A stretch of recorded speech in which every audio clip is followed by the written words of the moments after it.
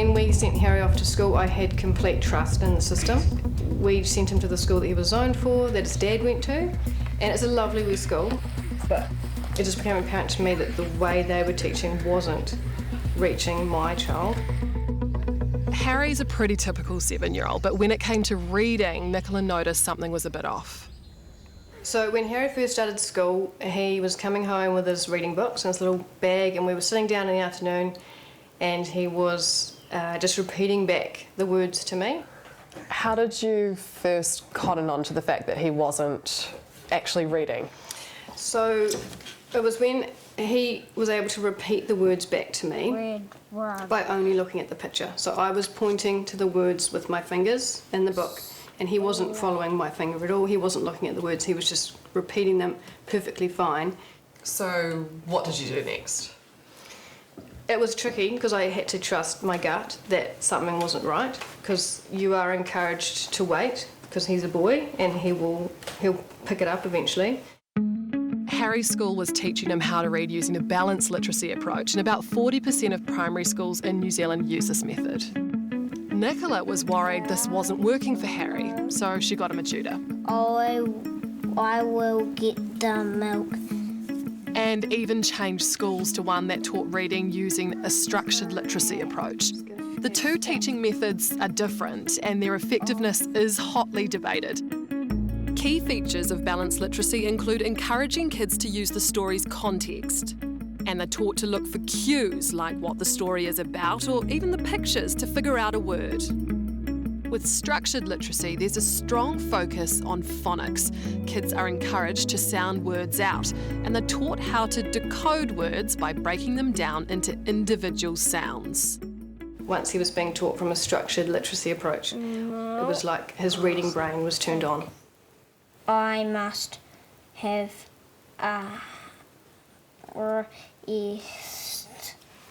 He didn't need the pictures anymore, he didn't need to guess. He could just read the words in isolation, which he could not do before. Is it easier when you sound out the words? Well, it's easy, but it takes up more time. Nicola was fortunate to be able to turn things around for Harry. I had to advocate for him and find a way for him to read myself. And it's not lost on me that not every parent has access to the resources to get a tutor, and that's really, it's wrong. For many other children, their reading struggles follow them right through to high school. So I would assume that all students who come to Mahurangi College can read and write. Is that the case? No, that's far from the case.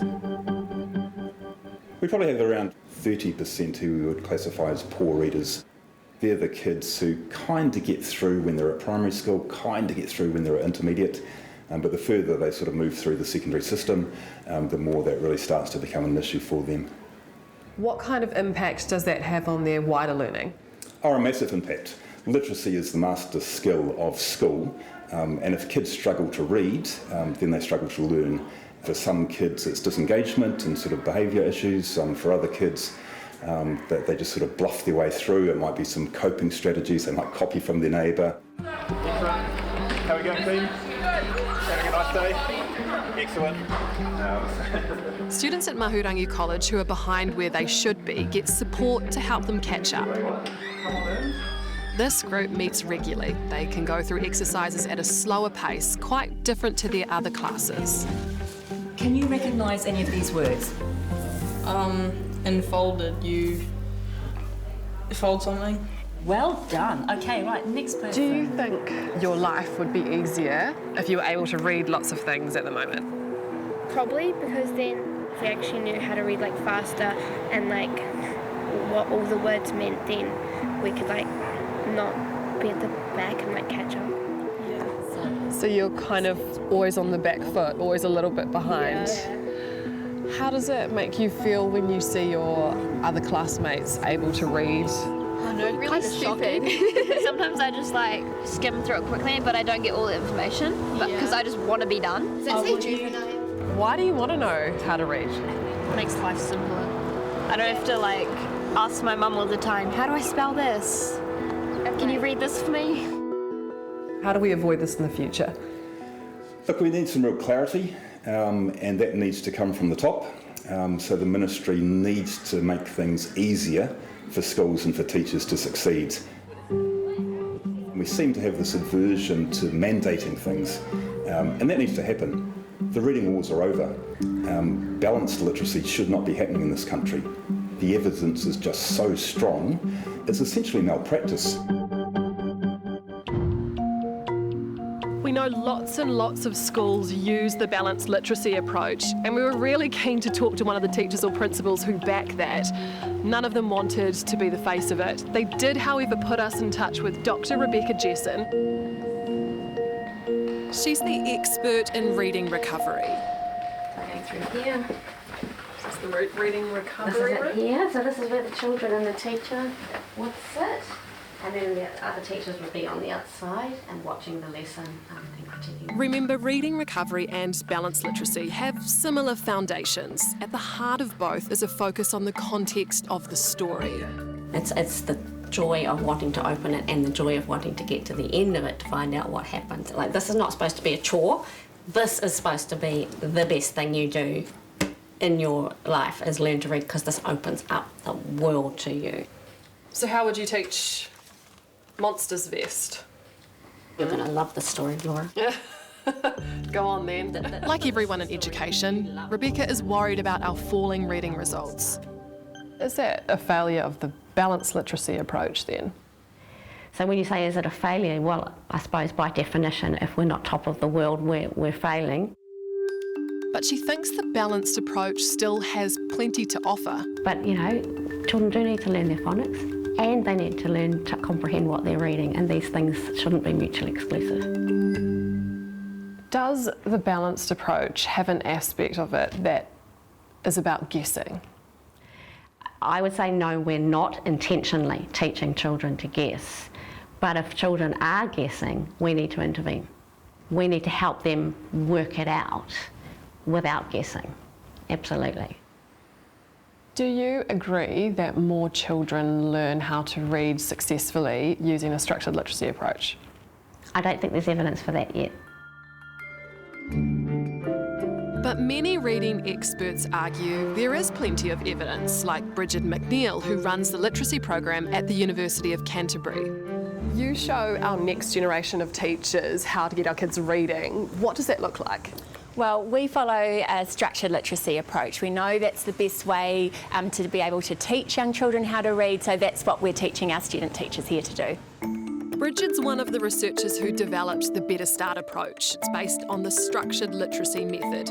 It's received some government funding, and schools that have made the switch are seeing signs of success. We've just seen amazing accelerated growth in young children's early reading and spelling, and also in their language skills. You know, science doesn't stay still, right? So we know more now than we did then. We know different things about the most effective way to teach reading, so this is why this change has to happen. James Chapman has been advocating for this change for decades. He's the Professor Emeritus of Educational Psychology at Massey.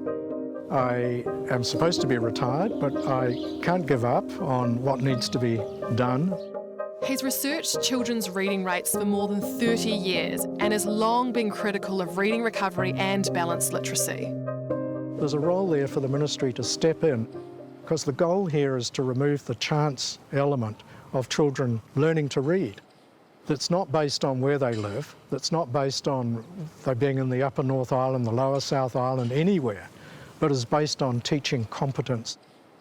If you're living in an area where your local school teach a balanced literacy approach, what can you do? Don't accept when a teacher says, your child will grow out of it, it'll be okay, it'll come right in a few years' time. That's not good enough. That is absolutely the wrong advice.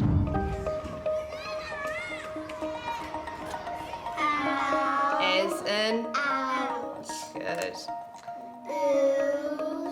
As in? As in goose. Good job, well done.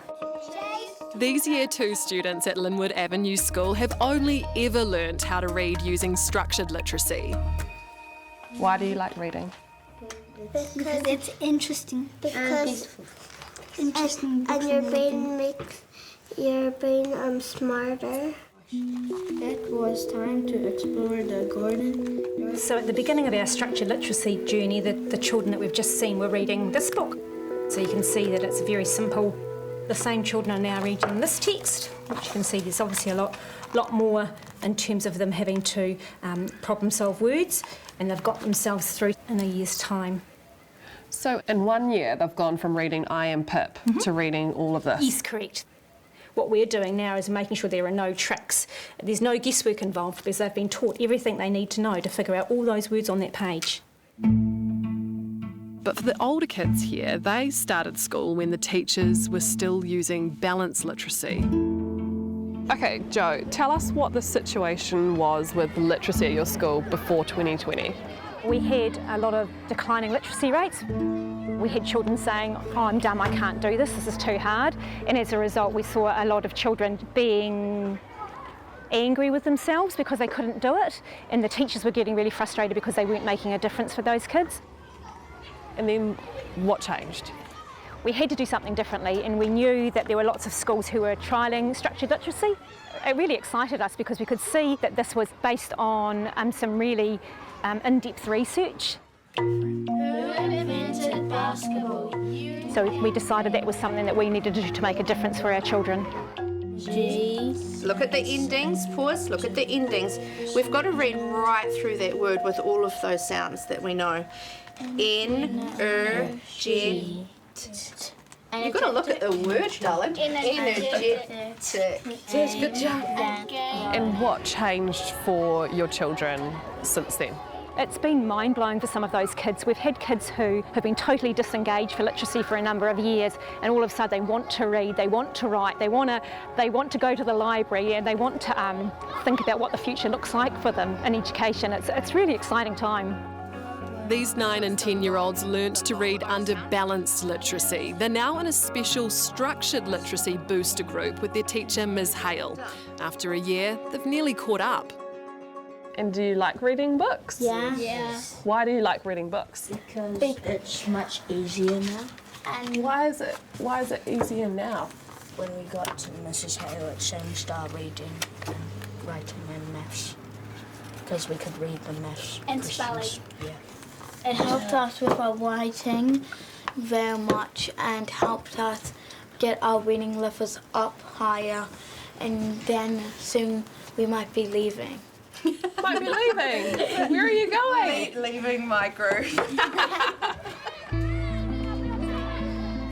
This one girl who was a year 5 and was told that she had an IQ of 65, which is incredibly low, and within the 3 terms of her being in that program, she's nearly caught up to where she should be, and that's incredible for her, for someone who they've said she will always struggle in life and she's not going to struggle any longer. I get quite emotional about it because it is incredible for these kids that we can change their lives.